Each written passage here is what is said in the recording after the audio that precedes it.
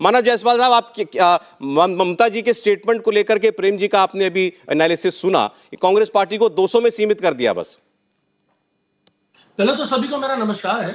पता नहीं मैं क्या बोलूं, प्रेम जी का जो आकलन होता है वो बार बार उस समय ले जाते हैं जब भाजपा को 2 सीटें थी। हम दो, हमारे दो का नारा बड़ा कामिल हुआ था उस समय। खैर याद मत दिलाइए, अभी पिछले अब वापस आप उसी तरीके की तरफ जा रहे हैं। उल्टी गंगा बहनी लगी है आपकी। खैर कोई बात नहीं। जहां तक बात है हमारी नेत्री का, सुश्री ममता बनर्जी का, जिन्होंने बंगाल को जिस तरीके से 34 साल के अंधकार से बाहर निकाला था, तो आपको याद होना चाहिए सौरभ जी, जब 2021 की जो जीत हुई थी, जो प्रचंड जीत हुई थी, और उसके बाद ही पूरे देश में एक ऊर्जा की लहर दौड़ी थी। ये आप मानेंगे, ये हमारे जितने पैनलिस्ट है वो मानेंगे, भाजपाई तो स्पेशली मानेंगे कि भाई वो जो दीदी बोल के, अरे इतनी भीड़ आई, मुझे मेरे समय नहीं आई, ये जो नारा वो क्रूर शासक दे रहे थे उस समय, उसके बाद क्या हुआ, पूरे देश में एक ऊर्जा फैली कि भाई इनको लड़ने से लड़ना नहीं है, इनको हराना है। और हमारी नेत्री ने जीत के बाद पहला काम क्या किया, हम दिल्ली पहुंचे, सुश्री सोनिया गांधी जी से हमारी मुलाकात हुई, दीदी की। हमारे जो नेता है, युवा नेता अभिषेक बैनर्जी जी, वो भी गए साथ में, राहुल जी से भी मुलाकात हुई। हमने विनम्रता से साथ मांगा कि अब समय आ गया है कि भाजपाइयों को हराना है और एकजुट होना है। साथ ही साथ हमने एक बार नहीं, बार बार, हर बार हमारी दीदी ने, नेत्री ने भविष्य दिखता है उनको, उन्होंने संघर्ष किया है, जमीनी नेता है और धरातल पे उन्होंने काम किया है। पदयात्रा जितनी उन्होंने करी है देश में और किसी नेता ने नहीं की। जी ठीक। उसके बावजूद भी उन्होंने क्या बोला कि भाई जहां जहां क्षेत्रीय पार्टी हैं जो मजबूती से बीजेपी को पछाड़ रही हैं, वो वहां लड़े, और उनको बाकी जो रीजनल पार्टियां हैं, राज्य देश की सबसे बड़ी पार्टी कांग्रेस है, उनको समर्थन दे और उनके साथ मुंहतोड़ जवाब दे भाजपाइयों को।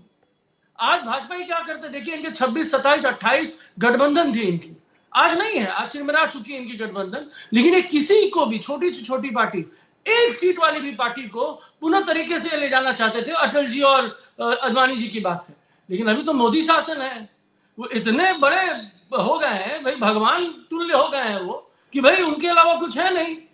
तो ये हो रहा है भाजपाइयों के नहीं, साथ। ठीक है मानव जी, बार बार कहा है, मानव जी जो बात अभी तो ममता जी का, क्योंकि अभी स्टेटमेंट आया तो उस पर हम लोग बात कर रहे हैं, चर्चा ये हो रही है कि मतलब यही है ममता जी की भी कहने का कि अगर 2024 के चुनाव के लिए, राधिका जी भी ज्वाइन कर चुकी है हमें कांग्रेस पार्टी से, राधिका जी स्वागत है आपका। ममता जी का अभी एक स्टेटमेंट आया, उन्होंने कहा कांग्रेस पार्टी जो है वो अपना 200 सीटों पर मजबूती के साथ लड़े और हम उनको वहां समर्थन देंगे, और बाकी जगह पर क्षेत्रीय दल मजबूत जहां जहां है वहां पर कांग्रेस को उनको साथ देना चाहिए। और बंगाल में कांग्रेस जो है, जी मैं आ रहा हूं, आप आऊंगा आप ही के पास मानव जी, उनको मैं जरा अपडेट कर दूं अभी क्योंकि अभी जुड़ी, उनको बता दूं कि क्या चर्चा हुई है, क्या चर्चा हुई है उनको बता रहा हूं, आप जवाब दीजिएगा, केवल उनको मैं बता रहा हूं।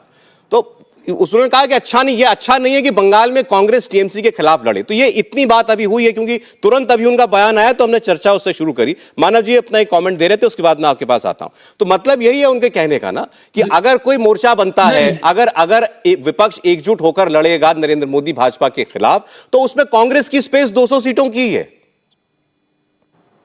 जी नहीं, अब ये 200 सीटों 300 सीटों का आकलन आप लोगों ने कैसे फॉर्मुलेट किया है मुझे नहीं पता, लेकिन ये तो ममता जी का स्टेटमेंट है अभी का। फॉर्मुलेट किस लिए किया है आपने, वो आप समझिए।